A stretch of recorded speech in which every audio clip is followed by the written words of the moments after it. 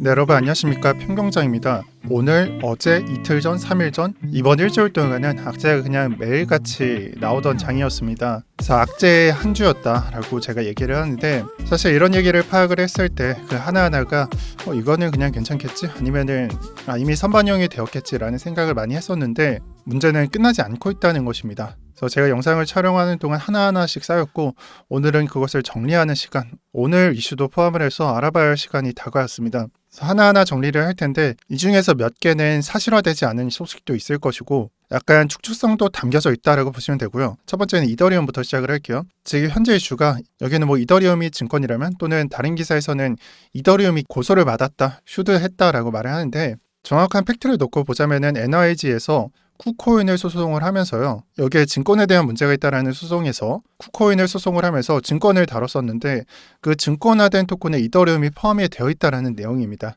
그래서 소송이라는 것이 팩트다 아니다라는 것을 따지기 전에 이더리움에 관련된 이슈이기 때문에 장에 충격을 주었고, 오늘 이더리움뿐만 아니라 여러 가지 이슈들과 포함돼서 장에 좀 급락을 가져왔다라고 보시면 될 것 같고요. 최근까지는 이더리움이 비트코인에 비해서 잘 버틴다거나 차트적으로 좀 괜찮다라고 느껴졌지만, 며칠 사이에 이 기세가 좀 줄어들었다라고 저는 판단을 합니다. 두 번째 이슈를 말씀드릴게요. 익숙치 않으실 텐데 후오비 거래소고요. 위에는 HT, 후오비 토큰이라는 게 적혀져 있습니다. 근데 차트가 이상하죠. 마치 루나 때 USD가 무너지기 딱 직전의 모습처럼 나와 있습니다. 그래서 실제로 가격이 5에서 4달러 사이였는데, 이 오늘 새벽에 4에서 5달러 사이에서 0.3달러까지 급락했다가 복구한 그런 차트를 보여주고 있습니다. 그래서 1분봉으로 보면은 이 모습이 대략적으로 5시부터 5시 10분 사이 이런 모습이 나왔다라고 볼 수가 있는 거고요. 10분 안에 이런 모습이 나왔기 때문에 세력이 개입한 게 아니냐, 아니면 무슨 문제가 있는 게 아닌가라는 질문을 받고 있는 상태인데요. 지금 이 상황에 대해서 저스틴 선은 이렇게 답변을 했습니다. 사실 이렇게 급락이 나오게 된 것은 선물시장, 레버리지가 끼어있는 포지션이 잡혀져 있기 때문에 급격한 변동성으로 인해서 이런 차트가 나온 것이고, 우리는 이 거래 또는 이 문제에 대해서 보상을 할 생각이라고 합니다. 그래서 규모로 1억 달러를 투자를 해서 조성해서 보상을 하겠다라고 말을 하고 있고요. 이 내용은 저스틴 선의 트위터에 들어가 보시면 확인을 할 수가 있으니 한번 참고를 해보시고요. 이 사건이 벌어지고 저스틴 선은 많은 내용을 트윗을 올렸습니다. 그러니까 이 상황이 그만큼 긴급했다라고 해석을 할 수가 있는데, 여기서 놀라운 것은 저스틴 선이 이런 식으로 진정을 했지만, 암호화폐 분석 플랫폼 난센에 들어가 보시면은 이 사건 이후에 저스틴 선이 후오비 거래소에서 스테이블 코인을 하나로 780억 정도를 인출했다라고 알렸습니다. 그러면 사람들이 어떻게 받아들일 수가 있죠? 사실 지금 말씀드린 이슈가 이 내용을 올린 직후 거의 그냥 2시간 뒤, 이 밑에 시간을 보세요. 오전 11시 40분에 올렸고요.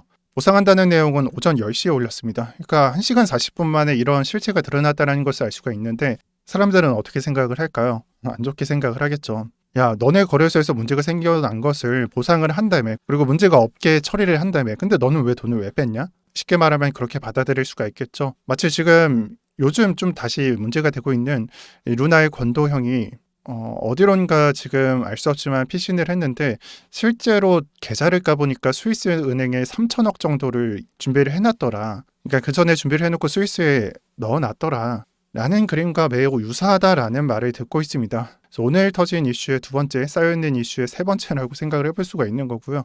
정말 죄송하게도 여러 가지가 더 많이 남았습니다. 마운트 곡스의 보상안이 사실 오늘자에 실행이 되었어야 됩니다만 10월 달로 연기가 되었습니다. 사실 이 이슈는 호재라고도 받아들일 수가 있는데, 제가 생각하기로는 이 전까지는 약세를 만든 영향을 가져갔었다라고 해설을 해서 가져와 봤고요. 지금 터질 이슈가 아니기 때문에 빠르게 넘어가도록 하겠습니다. 마지막으로 실버게이트 이슈입니다. 현재까지 좀 뱅크런에 대한 이슈가 있었는데 오늘자에 실현이 되었다라고 볼 수가 있는 거고요. 제가 일주일 전 또는 6일 전에 말씀을 드릴 때, 이게 터지면은 장난식으로 말을 하긴 했지만 이 뽀글이랑 이제 친구가 될 수 있다라고 표현을 했는데, 이것이 현실이 되었습니다.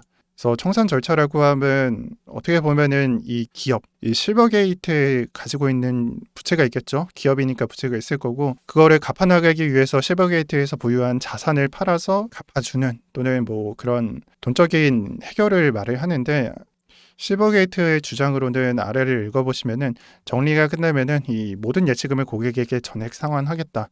그러니까 우리 돈으로 다 해결을 하겠다라고 말을 한 걸로 알려져 있습니다. 그럼 사람들은 어떻게 생각을 할까요?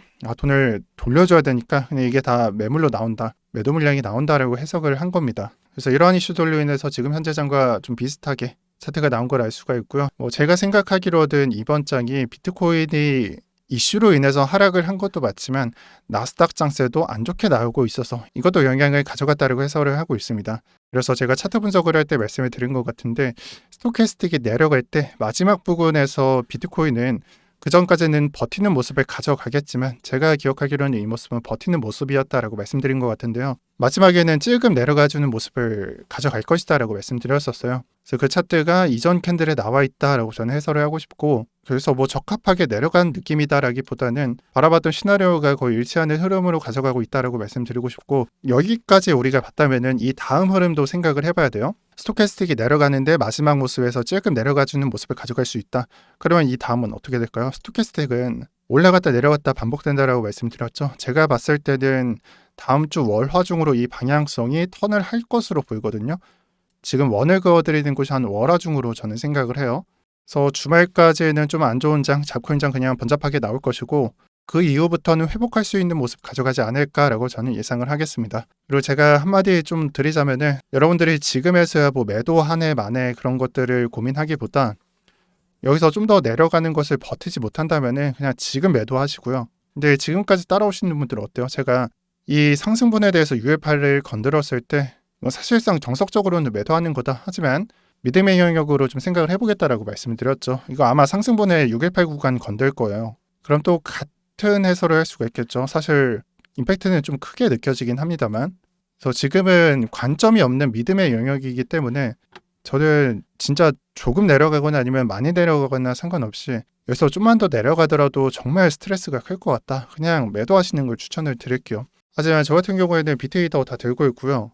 매도한 게 하나 있다면은 제가 손절가를 하나 설정을 했었는데 정확히 날짜는 기억이 안 나지만 이크를 한번 매수를 했었고 단타로서 손절가 터치하고 매도가 나갔습니다. 그리고 그 이후에 특별한 매도 안 하고 있고 제가 매수한 비중 전부 보유하고 있습니다. 이렇게 말씀드리고 영상 마치도록 하겠습니다. 이게 악재가 계속되고 있기 때문에 홀딩 하시기가 굉장히 힘들 거라고 저는 생각을 하거든요.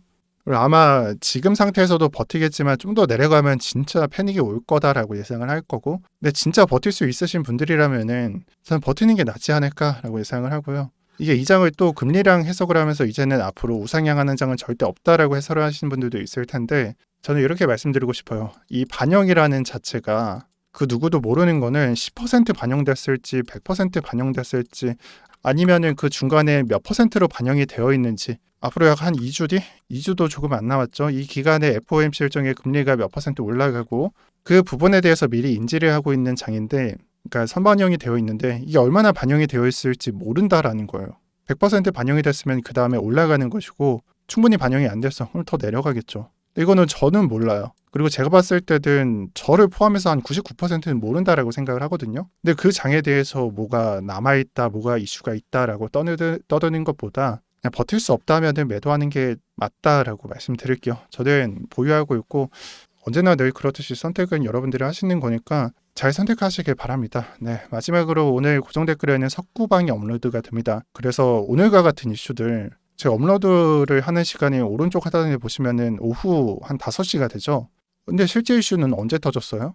진짜 임팩트 있는 이슈는 자정부터 터져가지고 이때 제가 브리핑을 못했잖아요. 제가 다시 한번 강조드리지만 이런 실시간 브리핑은 제가 고정 댓글에 달아드리는 텔레그램 방에서 관점이 올라가니까 정보나 그런 것들이 필요하신 분들은 입장하셔서 무료로 받아가시는 걸 추천을 드릴게요. 그리고 마지막으로 좀 답변을 드릴게요.